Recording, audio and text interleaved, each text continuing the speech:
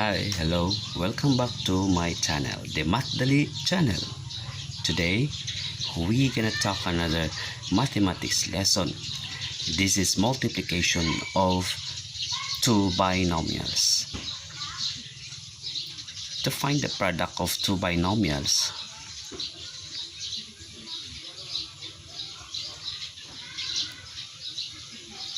first, we should use the FOIL method or the FOIL method. So this FOIL or the FOIL method is common in finding the product of two binomials. So F stands for the first terms, O for the outer terms, I for the inner terms, and L for the last terms. So to execute this method, I'm going to show you example like x plus 3 times 2x minus 2. So the expressions that we are going to multiply here are both binomials. So how can we apply the FOIL method? So determine the first terms. So the first terms are x and 2x.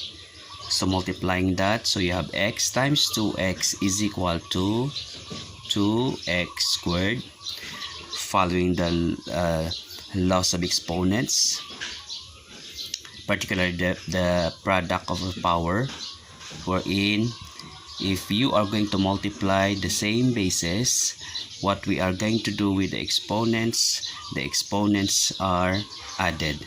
And of course, multiply the numerical coefficients first. So 2 times 1, understood we have 1 here. So 2 times 1 is equal to 2. Then x times x is equal to x squared. And then the outer terms are x and negative 2. So you have 1 times negative 2 is equal to negative 2. Then there is no x here or variable x here. So what we are going to do with x is to copy only. And then the I for the inner. So the inner terms are 3 and negative 2 and positive 2x. So we have 3 times 2 is equal to positive 6. And then there is no x here. So we have x into x. So copy x only. And then the last terms are 3 and negative 2. So we have positive times negative is negative, following the law of signs or laws of signs in multiplication. So you have 3 times 2 is equal to 6. After multiplying or applying the FOIL method, try to examine if in your partial product has similar terms. So going back to our previous tutorial, we have similar terms. Similar terms are terms with having the same variable and exponents. So the terms that are similar are negative 2x and positive 6x. So what we're going to do is to find the difference, because 6 is positive and 2 is negative. So copy 2x squared, and 6 minus 2 is equal to 4, positive because 6 has bigger absolute value compared to negative 2.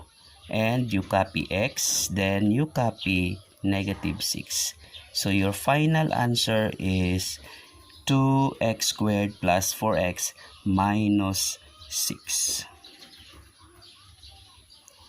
So this is how we apply the FOIL method in multiplying or finding the product of two binomials.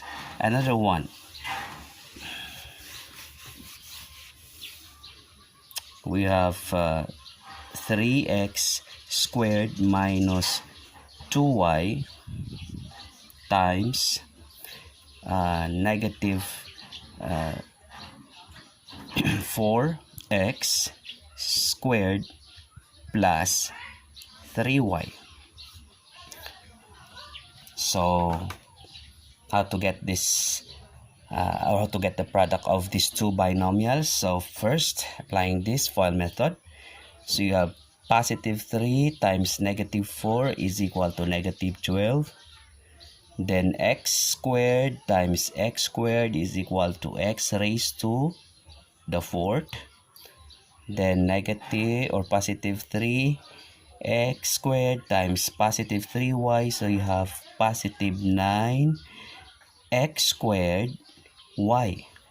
There is no x here, but we have x squared, so you copy x squared, and there is no y here. You have y in 3y, so you have to copy y. Copy it only if there is no similar variable.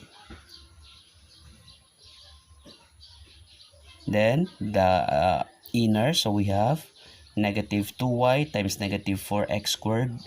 We have positive, negative times negative is positive. Following the laws of signs in multiplication, same sign is positive, and unlike signs we have negative. Take note of that. Then you copy x squared and you copy y. The negative, the last terms now, we have negative 2 and positive 3 is negative 6. Then y times y is equal to y squared. So examine similar terms. We have here similar terms in the middle. So to simplify and to have our final answer, we have negative 12x to the fourth. Then 9, understood, we have 1, positive both, so you are going to add. So 9 plus 1 is equal to 10. Then x squared y, copy it all the variables. Then minus, last term, we have 6y squared. So our final answer is equal to negative 12x to the fourth plus 10x squared y minus 6y squared. So very easy and very understandable how to apply the FOIL method in finding the product of two binomials. Okay, so I'm going to give you exercises. Maybe you can follow this method now, the FOIL method, in finding the product of two binomials. So for you to answer, we have number 1,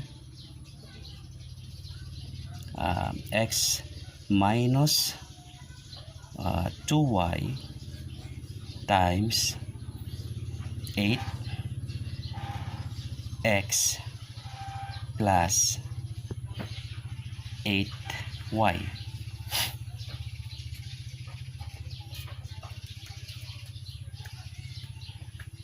So I'm going to give you time, 5 minutes or 2 minutes is enough, I think, to answer this problem.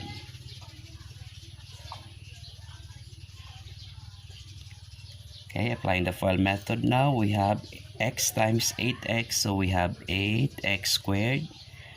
X times 8y, positive 8xy. Middle, inner, we have negative 2y times positive 8x. We have negative 16xy. And negative times positive 2y and positive 8y, we have negative 16y squared.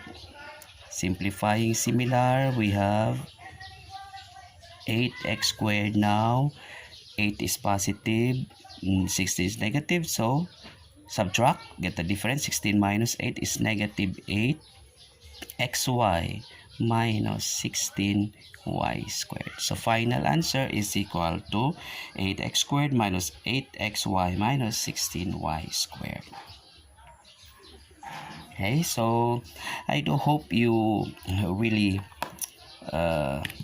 understand what this tutorial, trying to explain and discuss with you how to find the product of two binomials.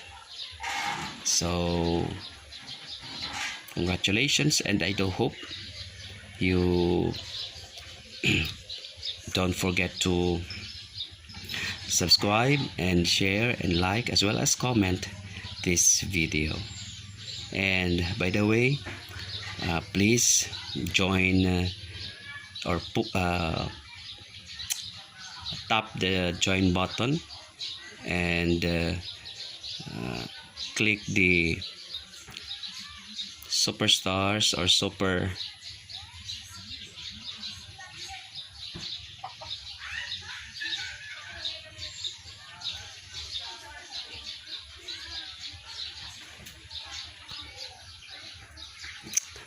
See you on my next video lesson. Shout out to my avid supporters. Thank you for supporting MATHdali channel. Bye. God bless us all.